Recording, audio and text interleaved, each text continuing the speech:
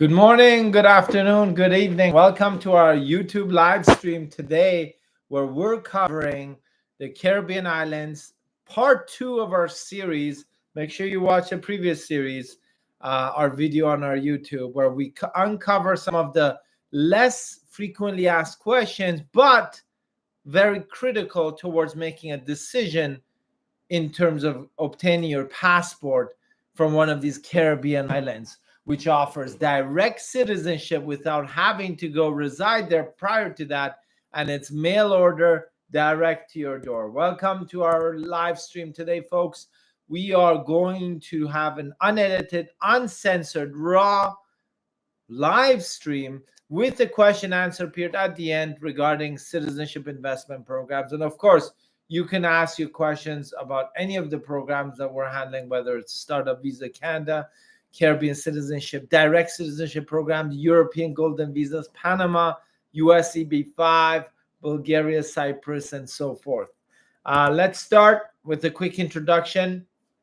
My name is Reza. I'm the founder and CEO of Ingwe Immigration, which is a global mobility firm helping clients and investors obtain their second and third residencies and or citizenships, no matter which country you want to go to. We're thrilled this year because of our expansion of our services that opens up a world of opportunities for investors and serious professionals seeking residencies and or citizenships, or a combination of. At Ingwe, we have successfully helped hundreds and thousands of clients from over 55 different countries navigate the complex landscape of business and investment migration. Now we're bringing the same expertise in terms of the global markets, and the programs that we're offering include the Panama, which are affordable, tax-free business lifestyle, Dubai, fast and easy, great business for billing lifestyles, Portugal, or the most popular European residencies and golden visas with flexible citizenship programs, and Malta, the only EU country selling its citizenship with no residency requirements, as well as a residency program. The Caribbean islands, which are mail order passports direct to your home, which we're covering today: Antigua, Barbados, St. Kitts, Nevis, Lucia, St. Lucia, Dominica, and Grenada. This is part two of our video series. And New Zealand, for the more sophisticated investor who wants a plan B in their back pocket. Greece, fast and easy access to Europe through real estate investment. Bulgaria, cheap EU residency through a trade rep office. In Cyprus, with real estate investment and without, through an incorporation of a tech startup. And of course, Canada, and many, many more programs. Whether you're seeking a fast track residency or citizenship, whether it's in real estate or aiming to retire and enhance your quality of life, or perhaps even acquire direct citizenship for yourself and for your future generations, we offer a diverse range of options. We provide more than just visa assistance. We're actually committed to supporting our clients from their origin location, wherever you are, to the final destination. And we will be supporting you throughout the whole process, navigating government policies, cultural matters, language barriers, documentation, and support your portfolio diversification, whether it's relocation for you or your family. And sometimes you don't even need to relocate to obtain a second, third, or even fourth passport. Our commitment remains stronger than ever to our existing and future clients, providing personalized, innovative, and problem-solving solutions to your needs. Our global partnerships and multilingual team, our team speaks over 10 languages, ensure that you, no matter where you are from or where you plan to go, we will have a solution for you. Let's get into it, folks. And of course, right after, we're going to have the question answer. If you want to ask questions about any programs, whether it's Canada, North America, Panama, Europe, any of the programs that we're covering, we would be happy to guide you. This is the second part of our live stream about the Caribbean Citizenship Program. So I'm not really going to go into a huge introduction about what we discussed in the first video. You can go watch that first video. But in terms of our second series today, we're going to cover some of those key features between all the major islands and that are offering these passports called citizenship investment programs for investors, which are direct passports for you. These are questions you should ask and key details which the agents may not inform you up front because maybe they don't know either.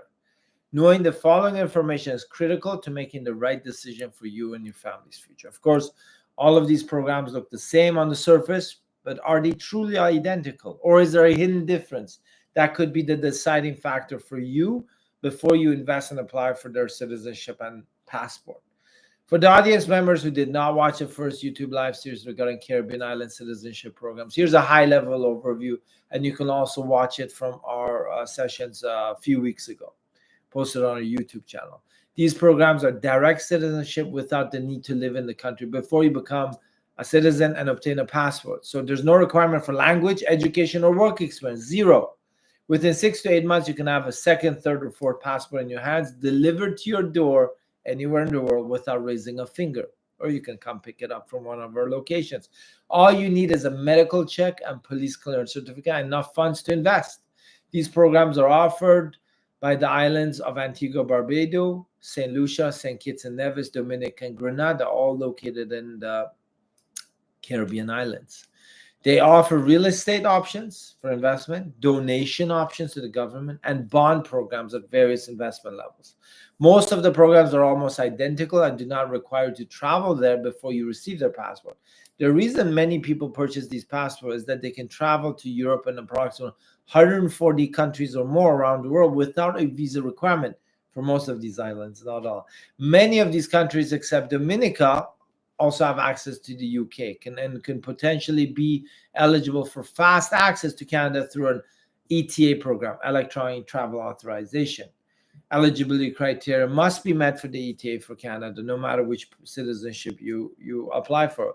Now that you have the high-level overview, in case you didn't watch the first part of our YouTube live series, here's the critical and the least known questions and answers for potential investors, agents, and applicants. Okay, first question.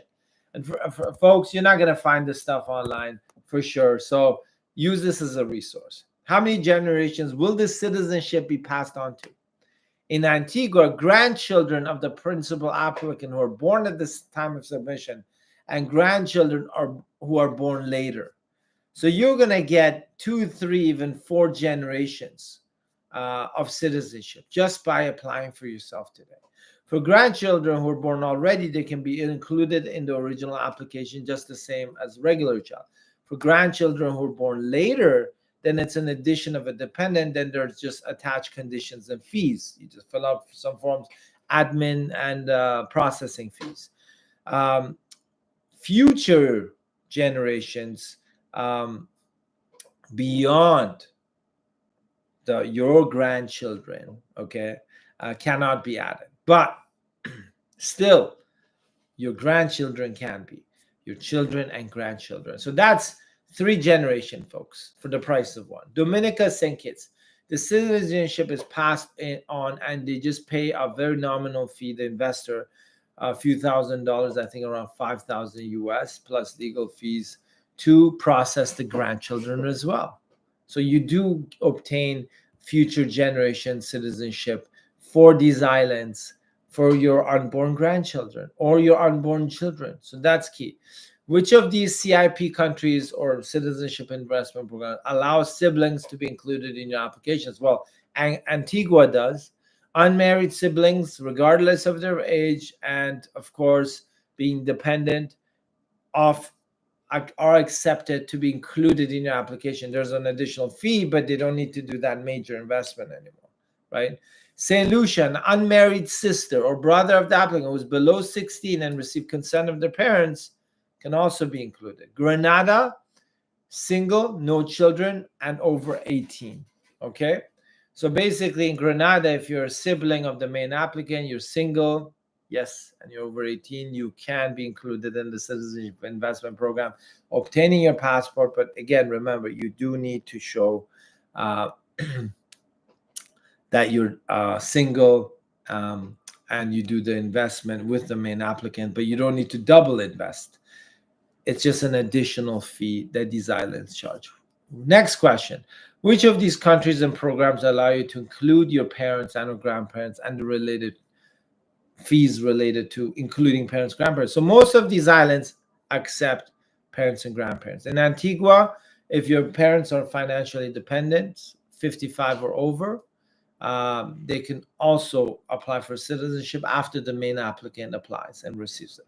In Grenada, allows 4 generations. So parent of the main applicant or spouse, which means that you can do your grandchildren and do the parents of the main applicant, which covers almost 4 generations.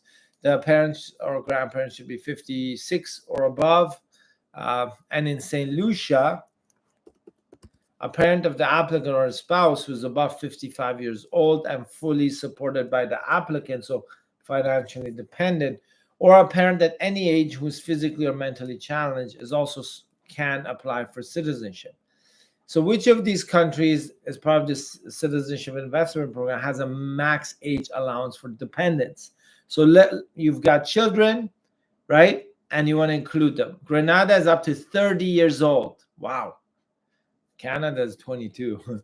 Antigua is again up to 30 years old. St. Lucia normally up to 21 years old if your children are up to 21, unless the dependent is no more than 30 years old, but is fully supported by the main applicant, meaning financially dependent at any age that the dependent is physically or mentally challenged. So if there is a physical or mental challenge, of course, that can be also included. But if they are up to the age of 30, they have to be fully financially dependent in St. Lucia, or just any children up to the age of 21. But Grenada and Antigua can accept up to the age of 30, which shows a lot of flexibility for your children to be included in that citizenship program. So you only do one investment, but you just pay the additional admin and processing fee for those children. Which of these programs can offer you a money-back guarantee for your investment? Which of these programs allows you to recover your investment, let's say 3 to 5 years from now? Well, it's St. Lucia. It offers an investment program in their national bond investment program for $300,000 US plus $50,000 admin fee. The $300,000 is returned to the investor without any interest or loss after 5 years as part of the national bond program, while the investor maintains their citizenship of the program, which is one of the strongest passports in the Caribbean islands. What about benefactors? What if you don't have the money yourself, but one of your family members or close friends or partners is funding the process? So basically investing, doing the donation or real estate investment or bond program on your behalf, and you're obtaining the citizenship. Well, Grenada, Antigua, and St. Lucia all accept benefactor applicants, right? These countries will charge an additional admin fee and due diligence for the benefactor applicant, but it's a great option in case a family member is helping you to cover the investment to obtain your citizenship, as long as it's not a loan, okay? Next question, which real estate offerings are real, meaning you will actually own a bungalow or a unit to visit instead of a future theoretical project that you're investing in which you want to share and not something you can actually utilize or call your own. So in the citizenship investment programs in Caribbean, you've got real estate options, you've got donations, and in St. Lucia, you also have the bond investment program. So these real estate options, are they real? Which one can you actually own? Well, this answer can be contested by many professionals in the industry, but the only citizenship program in the Caribbean islands where you can purchase an existing bungalow or unit that you can actually move to immediately is, guess what? Antigua Barbuda. This is one of the securest real estate investment programs in the Caribbean islands, and the only one we recommend at the moment as one of the as of the recording of this live stream, if you're interested in the real estate option. If not, then any donation program for any of the islands is fine. And then, of course, we have the St. Lucia bond program. You can actually purchase and live and visit your bungalow in Antigua in this tropical destination, while it also offers you a real estate opportunity for growth and for future, to continue with your citizenship in that island. Remember, we're always posting about these key details for investors and entrepreneurs for new programs and policy changes seeking residency, passports, and tax relief. And if that's what you're interested in, you can subscribe to our YouTube channel to be notified of new videos and live streams. Here's another question. Which of these countries requires you to do at least 1 day or longer visit after you become a citizen and get their passports?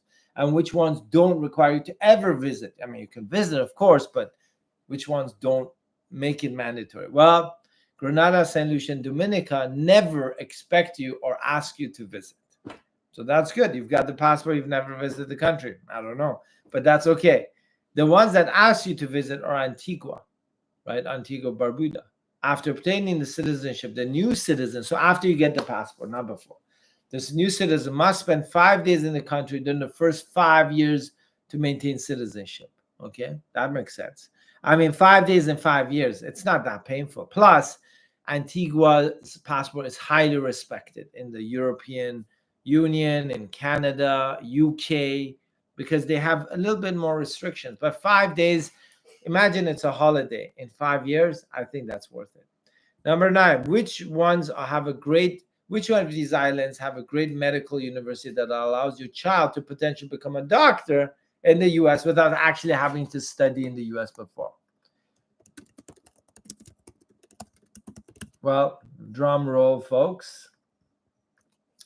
It's Antigua and Barbuda. Has a great university called the American University of Antigua College of Medicine. We're in touch with them. There's a great university if you or your children want to study and practice medicine in the US and even transfer later to Canada afterwards, although doctors are way more in the US than Canada. So this is a great university because they have a tie-up. They do their work and studies, and then they go to the US and they can get licensed in the US. So it's a great bridging program. And the competitiveness is not as high as, let's say, in Canada. This is a high demand school for medicine that many people, even in North America, go study there and then come back and practice, FYI. Number 10, which Caribbean citizenship investment country has E2 status with the US? Meaning that if you meet the eligibility criteria of the E2 program, you may be able to invest and obtain a work permit in the US after becoming a citizen of this Caribbean island. Well, drum roll, it's Grenada citizenship, which you can obtain through a donation or real estate investment, so direct citizenship passport. And after meeting the eligibility criteria of the E2 USA visa program, the investor can apply for this E2 work authorization and investing in a business in the US. So that is a very unique feature of Grenada. Number 11, what if you're from a sanctioned or restricted countries? Can you still apply for these citizenship investment programs or any type of immigration program out there? And folks, you know it and I know it. There's a lot of political matters that affect you, right? If you're from one of these countries. So this is a tricky question, but unfortunately for many nationals from countries such as Iran, Russia, Belarus, North Korea, Yemen, Sudan, Congo, Somalia, or Afghanistan are not eligible to apply for the citizenship investment program for these Caribbean islands. But we have some exceptions, workarounds, and alternative programs that we can recommend. Well, if you're from one of these countries and have lived for 10 years or more as a resident of another country, not the sanctioned countries, of course, like you're living somewhere else that's not sanctioned or restricted, you may be eligible to apply for any of these citizenship programs. If you're an Iranian national, Dominica will actually accept your citizenship donation as well, based on having the eligibility documentation and not being a politically exposed person. Countries which offer residency programs and are not prejudiced regarding nationalities and have no restricted country lists are Panama, Canada, some programs in Portugal, some of the residency programs in Malta, not all of them, and the Greece Golden Visa, as well as Cyprus and Bulgaria. From these programs, such as Panama, they accept all nationalities without any restrictions. And in 5 years, you can obtain a very powerful passport without having to live there permanently. Sounds good. And they have E2 status with the US. Canada also does not restrict any nationalities from applying and offers direct permanent residency programs, after which you're required to live in the country for 3 out of 5 years non-consent to obtain citizenship. Of course, you can spend less, up to 2 years, and just renew your residency. But if you want their passport, you got to live there for 3 out of 5 years. Greece, Cyprus, Bulgaria, Portugal, and Malta also have combination of programs open to these restricted and sanctioned nationalities. Although the Malta citizenship program is not open at the moment for restricted nationalities, their tax residency program is. The Portugal Golden Visa is open to some nationalities, such as Iranians, if they can source the funds from outside Iran. Keep in mind that obviously the reason we're covering this is that we know many of these nationals want to live and reside and obtain a citizenship of another country. It's not their fault their countries are sanctioned. If any of these countries were actually a democracy and the nationals actually voted for their leaders, then it would be a different discussion. But just like myself, I'm from a sanctioned country, and I was able to move to Canada, and I have multiple citizenship, and so does my family. We do help anyone, no matter which country you're from, and we do not discriminate. That's the key that you should always note, right? Because it's not the fault of the citizens of that country that the leaders are a little bit wacko, right? Number 12, which citizenship investment program can accept cryptocurrency as a form of payment or proof of funds? Most countries can accept crypto, these citizenship investment programs for Caribbean, I mean, based on a series of documentation which our office can identify and work with your applicant or you as the investor to justify the source of your donation or investment, history of the account as long as it's under your name, and the conversion to the USD currency if they're not from a restricted country or it's not sourced from a restricted. So in general, yes, it's possible to have cryptocurrency. I hope these questions will guide you to make an informed decision for yourself or maybe your clients in order to know which citizenship investment programs to apply and invest in to obtain a fast track passport without all the hassles of all the other programs out there in terms of living there, residing, education, and language, because those are not required for the Caribbean citizenship investment programs. And in case you're interested in more tangible investments or are looking for a long-term passport, I can suggest the Panama program to you, which is one of the most undervalued and least advertised residency to citizenship programs in the market globally. And of course, if you plan to live in another country, I don't recommend these Caribbean citizenship investment programs because nobody actually goes and lives there, and it doesn't give you residency in North America or Europe.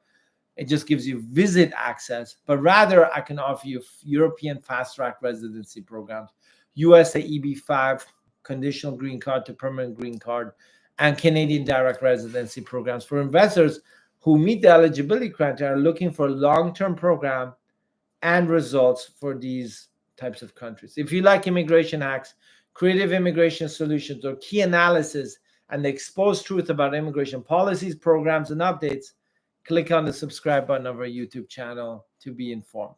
Thanks for tuning into our video. I'm going to go into the question answer period very quickly. If you see the potential for yourself, your family, or your clients securing a second, third, or fourth citizenship or residency, make sure you stay connected with us for all the latest updates and news and opportunities in global residency and citizenship programs. At Ingway, our firm, we're dedicated in crafting solutions, customizing solutions to meet your specific immigration needs with clear upfront processes and payment milestones for peace of mind. We are insured and we have our Canadian banks to back us up. We offer a variety of programs to match your goals, backed up by our expert guidance, our commitment, transparency, choice, and security. We've got a team that speaks 10 languages, and we've helped clients from over 55 different countries. You can click below to contact us using the description and the video below. If you want to find out more personalized guidance, you can also book a consultation with us. And we're not just going to send you to a salesperson. We're actually going to go on a one-on-one session if you prefer to pay for one on a customized way. Okay, folks, thanks for listening. We're going to go into our question answers. So Aldo Nasmedas, hi Reza, hi Aldo. What is the approval rate for SUV these days from your experience? Well, we don't have updated approval rates, although the rates were 50% when the program started. Then it went up to 90% at one point, and then it dropped down to 65% for a long time, especially post-COVID, and then it went up to 75%. So it's always around that range. I always say that a good number is 70-75% macro level aggregate average, but the new approval rates, nobody has those numbers yet. Okay, thanks Aldo for the positive compliment. Vilas Desai, hello Reza, can my daughter apply for parents grandparents visa while my SUV PR is in process? Yes, of course. If your daughter is eligible as a Canadian permanent resident or citizen, meets the eligibility criteria, they can also do a super visa. right? Or if you want to do if they're invited to apply for your permanent residency in terms of the sponsorship program, right? In case, they were in the pool from before. But in terms of the super visa or tourist visa, yes, there's no restrictions, even if you've got a PR in the process. Rahim Moti, hi. Hello, Rahim. Safa Salah, hey, Safa, how are you? How are you? Hi, Reza. What effect do the election results in Canada, liberals versus conservatives, have on Canada's immigration policy? Which groups support business immigration and which do not? Ooh, that's a loaded question. I do not have any political alignments. That's my first point, folks. I do not have any political alignments. Why is hold on, my camera is a little bit skewed. Okay, it's jumping around. Okay. But the liberals are also very humanitarian. They opened up the doors for many immigrants to come over, but now they've regretted it and they're just shutting down everyone, which is kind of sad. The conservatives, immigration is not their top priority. Okay. However, they will cut back on budgets because they want to have a balanced budget.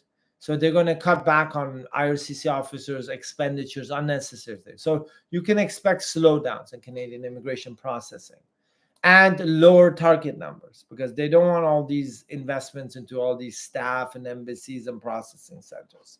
However, in 2-3 years, if the conservatives are in power, if they could consider an federal investment program, because all countries run out of money, or all countries are always interested in foreigners' monies, right?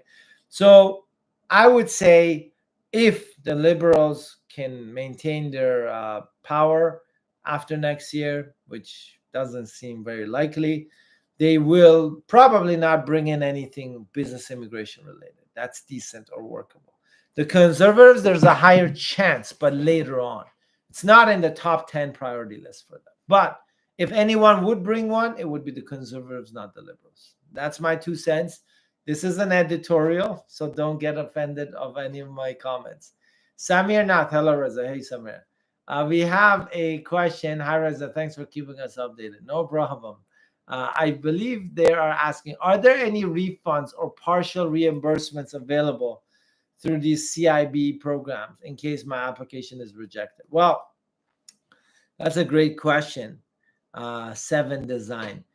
The way it works is that you pay an upfront fee, usually 25,000 US plus minus, and they do a due diligence and a security check on you. So you don't do the investment and then you reject and you lose the money. It doesn't work that way. USEB5 can work that way. But the citizenship investment programs in the Caribbean islands will actually do a security check and do a compliance check based on initial deposit, not the investment. So you only risk of losing maybe 25,000 US plus minus. Plus, if you work with us on the St. Lucia side, we can actually do a soft check before you apply to make sure that there's no red flag. So your approval rate could be 99.99%, like almost 100. But if anyone's worked with me before, they know I don't believe in the number 100. Another question. So that was a great question. What is it? So your investment is always protected because we do all the security checks up front. There's no other reason you would be refused. What is the concept of the settlement plan that needs to be submitted by PR application of the SUV program? Why does IRCC need this? There is no such thing as a settlement plan, Samir. We've never submitted a settlement plan for our startup visa PR application. Okay. We never have and we never will unless the government requests us. So that's FYI, just for your information. I'm not sure who's asked you for a settlement plan. Settlement plans are for skilled workers plans or maybe asylum refugee cases in Canada, not for startup visa. Rahim Moti, my elder son is studying in Vancouver, Trinity Western University. Nice. Bachelor's of Arts since past 9 months. So can I apply for a tourist visa? What are the chances of getting a tourist visa? I have a Canada visa refusal. Rahim, it depends on your nationality, your travel history, the passport you hold, your residency, the money you have, the income you have, all those things. If you already have a refusal in the past 2-3 years, yeah, They're not going to give you a visa just because of your son studying there, to make it very simple. But it doesn't mean they won't give you one either. You just have to have a very strong file, ties to your home country, income, assets, travel history, right? All those things. Okay.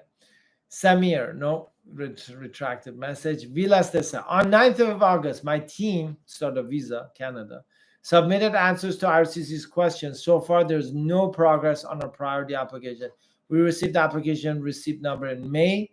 What's your gut feeling? Well, August 9th, September, October. I would say you will receive something before Christmas time, let's say. So before December 20th, 22nd, you will receive some kind of notification, whether it's a pre-arrival, some decision, or further questions. Okay, so hang in there for another month and a half.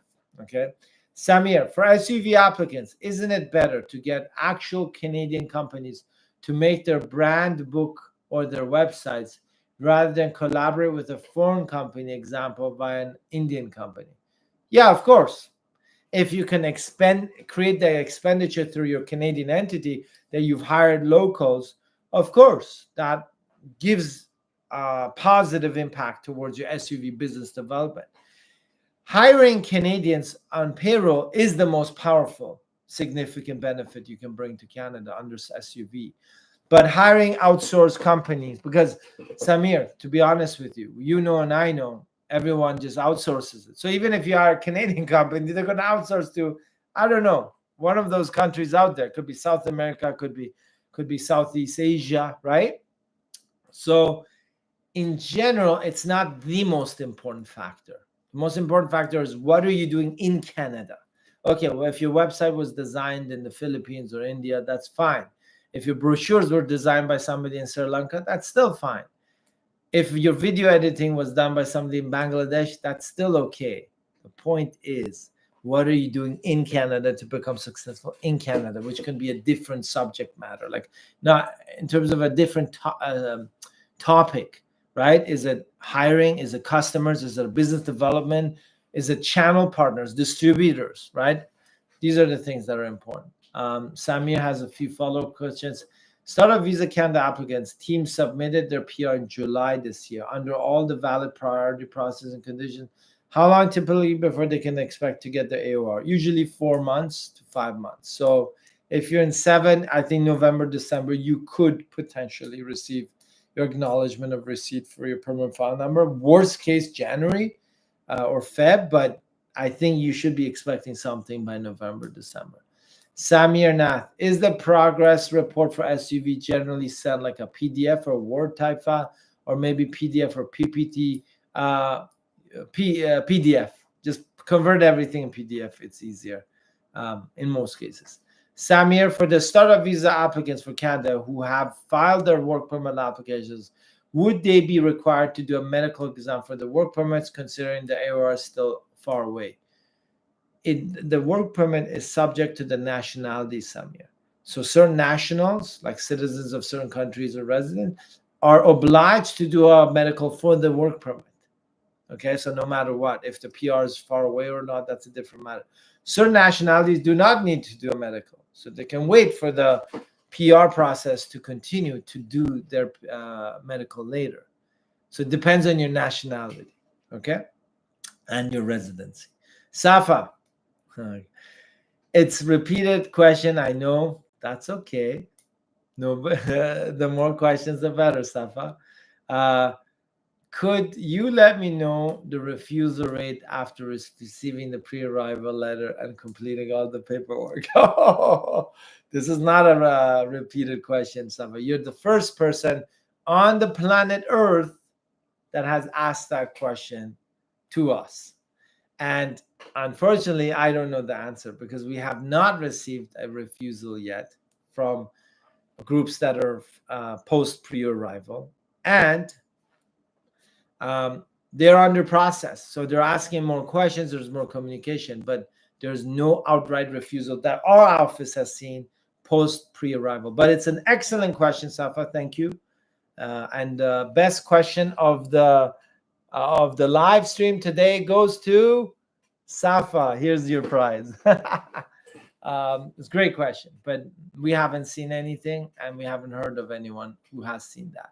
Not that it's not possible, right? Of course it's possible. Last second, somebody has, I don't know, some security issue, or I don't know, somebody drops out as an essential man. Who knows? Those are exceptional cases. But with this one, we're still waiting to see because we have a lot of post pre-arrival cases on the go.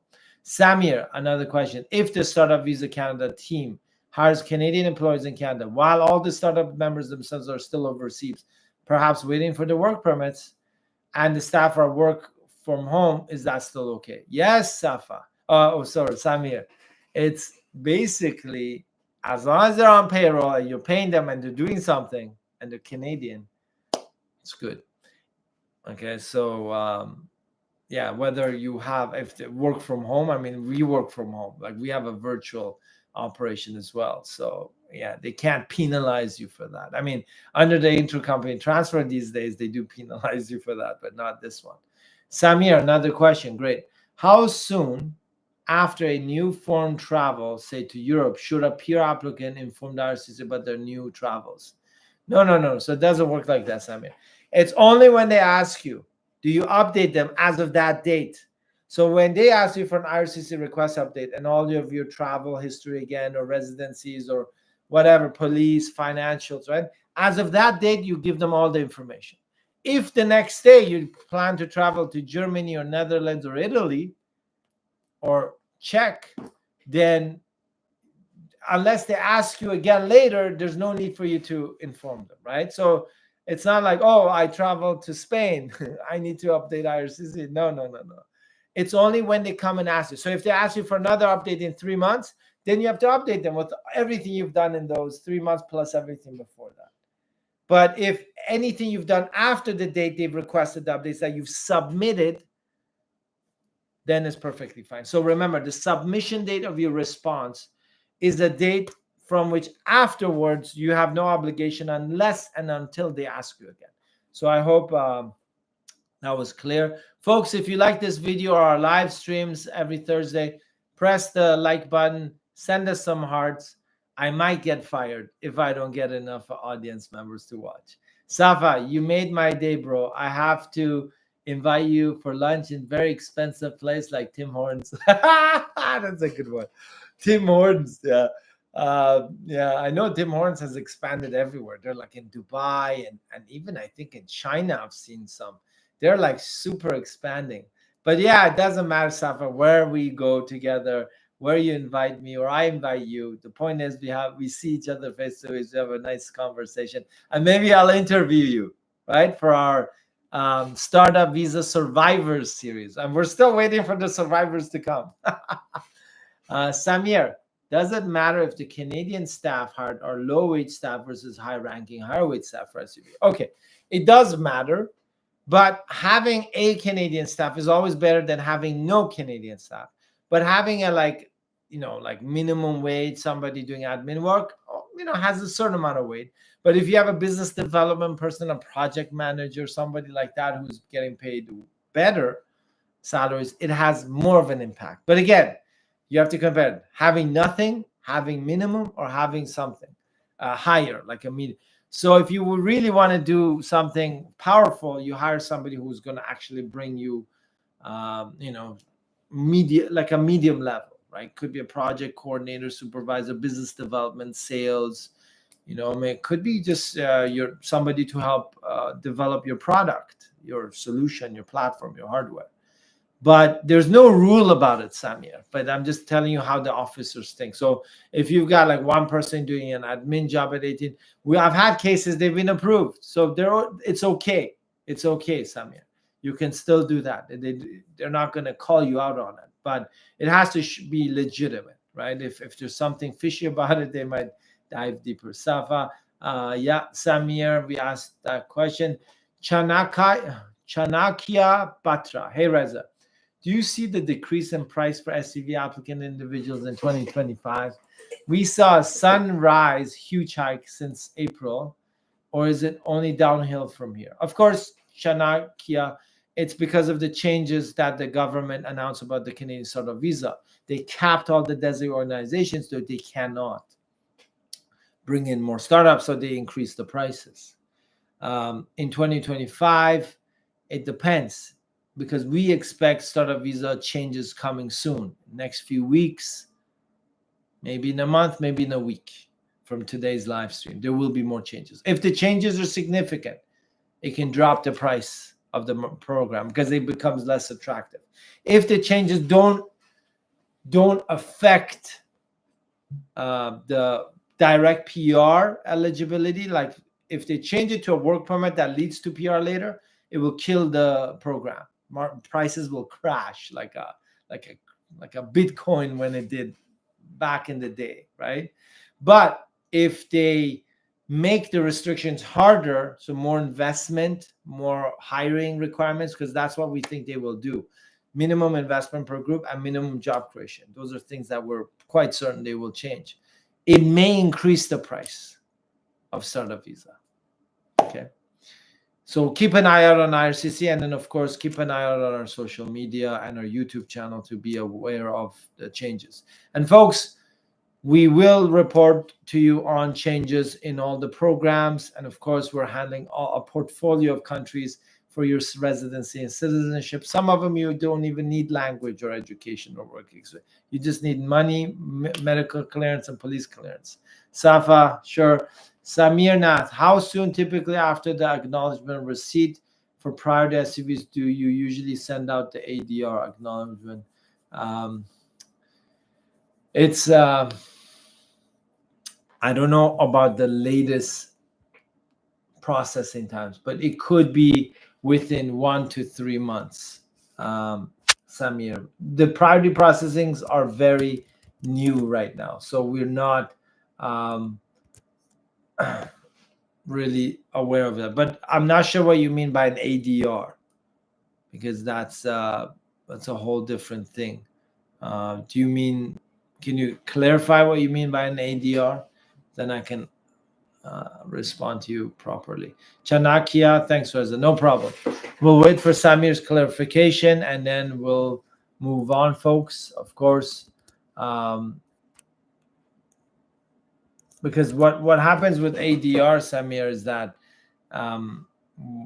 like you're expecting them to refuse you because that is not something usually we get for our startups. So that's why that timeline you asked for is confused me, because we don't actually get ADRs for the startups that we handle. So I would not know when ADRs additional docs. Okay. Because okay, additional docs. Okay. Some more announcement for pertain to LOS expand, maybe something else. Okay. Now you've clarified additional documentation requests. Great. Thanks for clarifying that. So it can come at the same time as the acknowledgement of receipt sometimes, and sometimes within 1 to 3 months. So my original answer, because that's what I thought you were asking, but then I thought maybe that's something else you're asking. Okay. Also, are you expecting some more announcements for startup visa during November pertaining to LOS expire or maybe something else? Yes. The letter of support expired. They've already implemented a change internally with designated organizations. They haven't announced it yet, that the expiry doesn't matter anymore, which is very confusing. There's no clarity, and I'm not going to get into it because it hasn't been announced yet. But we do expect this week onto the next 2-3 weeks, potentially 4 weeks, that significant changes to the Startup Visa Canada program will be announced in terms of eligibility for PR, in terms of minimum investment eligibility, minimum job creation eligibility, and potentially like being having management and work and entrepreneurial experience. So senior management or business ownership experience that is documented. We expect those significant changes to come. Okay, because we already saw the open work permit policy back in October. That was changed, but there is a change coming. It's imminent. It's 100%, folks. It is 100% coming. What it is, we don't know. When it'll come, we don't know exactly, but it's coming. It's like the storm out there, that hurricane, that tornado. It's coming. But how powerful it is, what it's going to be, the damage it's going to cause, nobody will know until it's done. Chanakya. By less attractive, you mean they are going to make it further harder or more scrutiny? Yes, so they're actually planning to scrutinize designated organizations more for the Canada Startup Visa Program directly by the IRCC. So now NACO and the CVCC are gone. Uh, Now it's all about IRCC wanting to audit these designated organizations, plus creating eligibility, Chanakya, in terms of like, oh, there's a minimum investment now that the group has to prove that they've done. There is a minimum job creation. This will all increase costs unless the program is changed so much that it's not attractive anymore, like a work permit program. You come into Canada, you run the business, the startup, and then you'll get a PR. Then that will really kill the program in general. Folks, thanks for tuning in. We're gonna sign out today. We'll be back not next Thursday, but we will have videos being posted regularly. We're gonna keep you updated on all the latest changes in global mobility. And remember, if you're looking for second, third, fourth, or fifth residency and citizenship, we're here to help you. And it's always the programs that are the most legitimate, that will lead to what you're looking for, and are the safest investments out in the market. Okay, keep tuned. And if you have questions, tune into our YouTube channel every week. And of course, our social media. And if you want to connect with us directly, look at the description down below this video when it's posted. Happy to help. Samir, thank you. Safa, Chanakya, great seeing you. Safa, always good to see you. And I hope to see you soon in person. And folks, and Rahim, great questions. And Vilas Desa and Aldo as well. And folks, we are planning to do a Startup Visa Survivor series. If you do make it to Canada and you're willing to do an interview, and it's just straight out what you thought would happen, what did happen, what you recommend to the rest of the audience and startup visa applicants before the program gets shut down. Great seeing everyone. Take care. See you next time. And remember, like I always say, don't just apply for the sake of applying. Apply with a plan. Take care, folks. Great seeing everyone. Bye-bye.